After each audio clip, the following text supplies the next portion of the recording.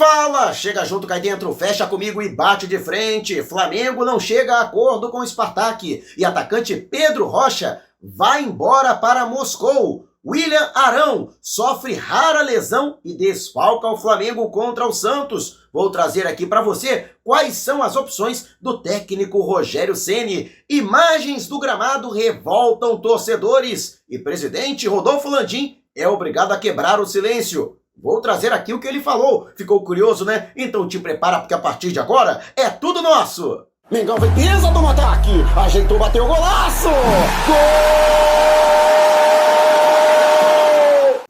Este que é mais um quadro da playlist Tudo Sobre Flamengo. Já chega largando aquele like. E se você quiser permanecer sempre muito bem informado sobre tudo que acontece no Flamengo, tá vendo essas letrinhas aqui abaixo do meu nome, no vídeo, no seu smartphone? Ou então, essa marca d'água aqui, esse botãozinho vermelho no canto do seu computador? Então, este é o botão inscreva-se. Clique no botão inscreva-se no canal, assinale o sininho de notificação e fique sempre por dentro de tudo que rola, não é, Mengão? E se você quiser me seguir nas redes sociais, ó, o link tá aqui no alto da sua tela, mas vamos lá com a informação? Até porque tem muita informação, então peço que você acompanhe este vídeo até o final. E o Flamengo não conseguiu chegar a um acordo com o Spartak de Moscou. O clube russo não quer prorrogar o período de empréstimo do atacante Pedro Rocha. O jogador, o contrato ficaria no Flamengo até o próximo dia 31 e, portanto, a partir de 1º de janeiro tem que se apresentar ao clube russo. O Flamengo tentou adiar a volta do atleta apenas para 1º de julho do ano que vem, alegando que houve diversos problemas, como, por exemplo, a interrupção do futebol por conta da pandemia e ainda a situação que envolve as competições que o Flamengo está disputando agora, apenas o Campeonato Brasileiro, mas que vai até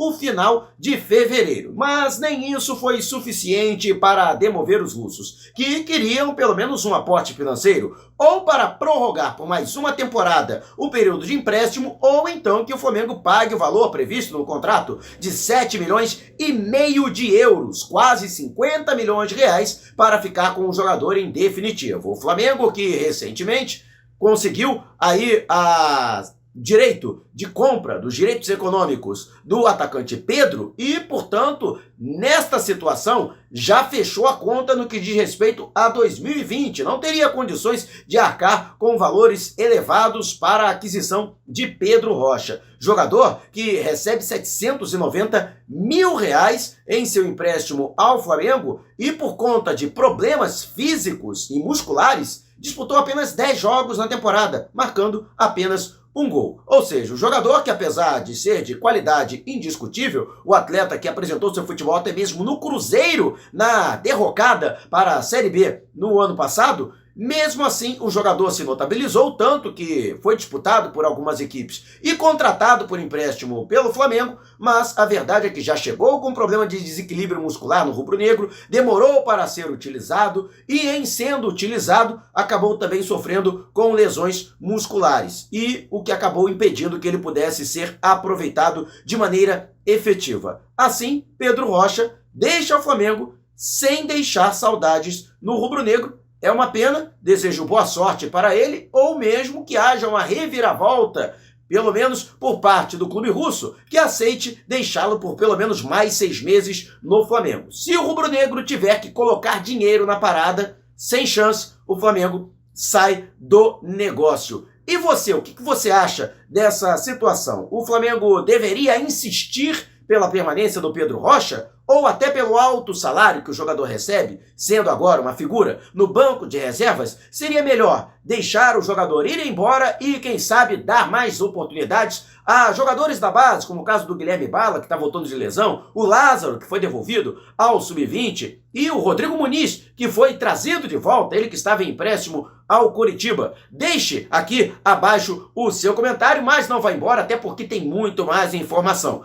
E o William Arão, ele sentiu lesão, né? Sentiu uma fisgada na parte posterior da coxa direita durante o treinamento desta quarta-feira. Nesta quinta-feira, pela manhã, ele foi submetido a exames, até porque continuou sentindo desconforto no local e os exames de imagem constataram uma lesão na parte posterior da coxa. apesar de não ter sido divulgado um período de recuperação, é praticamente certo que ele está fora da partida com o Santos neste domingo no Maracanã pela 25ª rodada do Campeonato Brasileiro, até porque é curto o período para a recuperação. Ele já faz tratamento intensivo no local, no entanto deve ser melhor preparado para a partida do próximo fim de semana, sem ser este o outro, diante do Bahia, partida que também acontece no palco maior do futebol brasileiro. Com isto, o técnico Rogério Ceni tem um problema, já que ele tem escassez de jogadores para realizar esta função. Thiago Maia, também volante, está se recuperando de uma cirurgia a qual foi submetido na semana passada para a reconstituição dos ligamentos do joelho esquerdo. E somente neste fim de semana começa a fisioterapia. Só volta a atuar no ano que vem. O período de recuperação está previsto para de 6 a 8 meses.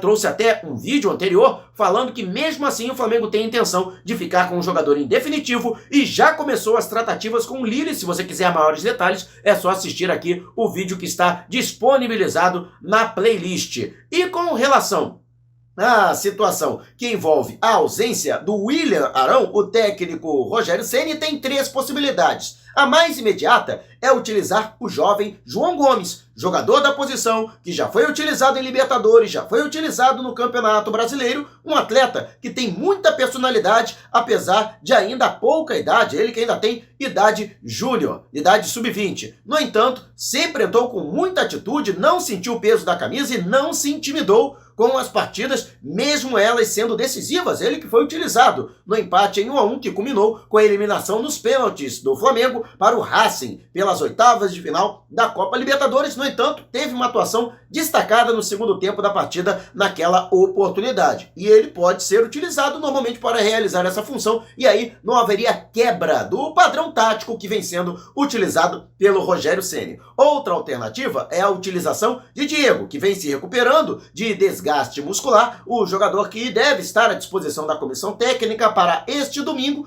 poderia ser utilizado como segundo homem de meio campo, função que ele já exerceu pelo comando do técnico Jorge Jesus, pelo técnico Domenech Torrent, que acertou a sua rescisão com o Flamengo e finalmente será demitido do rubro-negro. E, portanto, o atleta poderia entrar na composição do meio-campo como segundo homem e Gerson sendo deslocado para a função de primeiro volante. Eu, particularmente, não gosto desta formação porque isso tolhe o Gerson das suas características ofensivas. Ele que tem muita habilidade para poder chegar na frente, dialogar com os jogadores do ataque e até mesmo funcionar como opção ofensiva para o Flamengo. E lá atrás ele ficaria muito travado nesta circunstância. Seria um desperdício do jogador, Mas pode ser uma opção do técnico Rogério Ceni, que tem torcido um pouco o nariz em utilizar jogadores da base rubro-negra logo de saída e tem preferido os medalhões do grupo. Haja vista as laterais e também a zaga diária. Espero que, com relação ao Arão,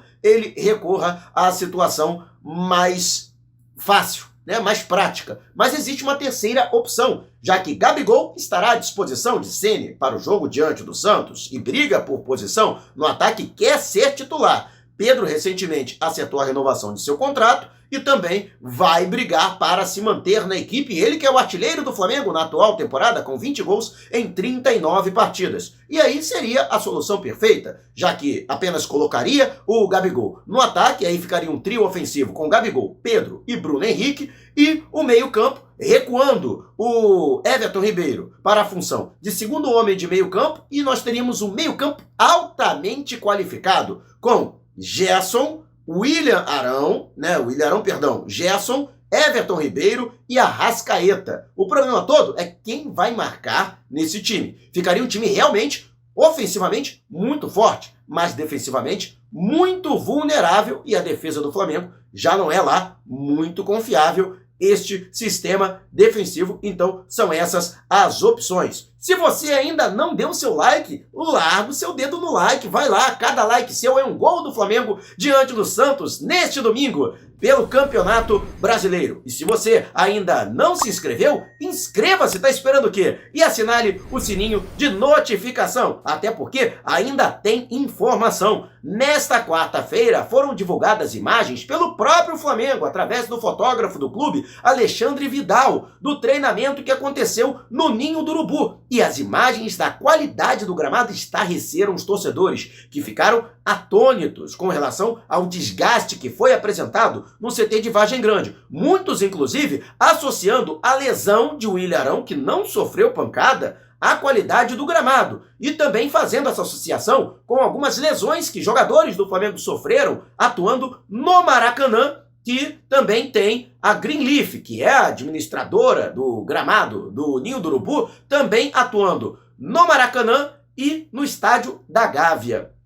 E também foi divulgada a informação que a World Sport, que brigava na licitação para cuidar do gramado do Maracanã, perdeu a disputa para a própria Greenleaf, que será mantida mesmo com todas as críticas que foram feitas, até mesmo duras críticas vindas do vice-presidente de futebol do Flamengo, Marcos Braz. Tanto foi, vamos dizer assim, ocorrida essa revolta dos torcedores através das redes sociais, que o presidente do Flamengo, o Rodolfo Landim, que está despachando no Ninho do Urubu desde esta quarta-feira, quebrou o silêncio e falou com o meu amigo Alan Madi, do site #RubroNegro, explicando diversos fatores. Segundo o Rodolfo Landim, o gramado só ficou desgastado daquela forma porque a tecnologia é diferente. O campo de número 2, onde foi realizado o treino da quarta, a grama é plantada e com isso ela sofre um maior desgaste porque ela é menos resistente. No entanto, a renovação do gramado, a recomposição do gramado acontece de maneira mais efetiva porque é só fazer o replantio. Portanto, segundo o próprio Landim, hoje pela manhã, nessa quinta-feira pela manhã, o gramado se apresentou muito melhor. E foi um treino muito intenso em um quadrilátero muito curto do gramado. Então, como as imagens são recortadas, dá a impressão que todo o campo está daquela maneira. E segundo o próprio Rodolfo Landim, não é verdade. Ainda sobre as críticas ao Maracanã, Rodolfo Landim fez questão de enaltecer que a qualidade do gramado está melhorando bastante e o fato de Flamengo e Fluminense estarem agora disputando apenas o Campeonato Brasileiro, ou seja, menos jogos no estádio, isso poderá favorecer para a revitalização do gramado e que a qualidade se torne ainda superior, apesar do período de chuva durante o qual estamos entrando e isso também ser um dificultador. No entanto, o Flamengo comprou aí equipamentos como, por exemplo, o sistema de iluminação que funciona como uma espécie de estufa para aumentar acelerar o período de recuperação do gramado do Maracanã, este equipamento que é utilizado logo depois das partidas tanto de Flamengo quanto de Fluminense, e também a respeito do gramado da Gávea, que também está em má qualidade. Landim foi taxativo. Os sócios estão proibidos de realizarem recreações no estádio Bastos Padilha, como é conhecido oficialmente, o estádio da Gávea, que será utilizado somente para a base e para o futebol feminino. E ainda com o teto de jogos, haverá um limite de jogos.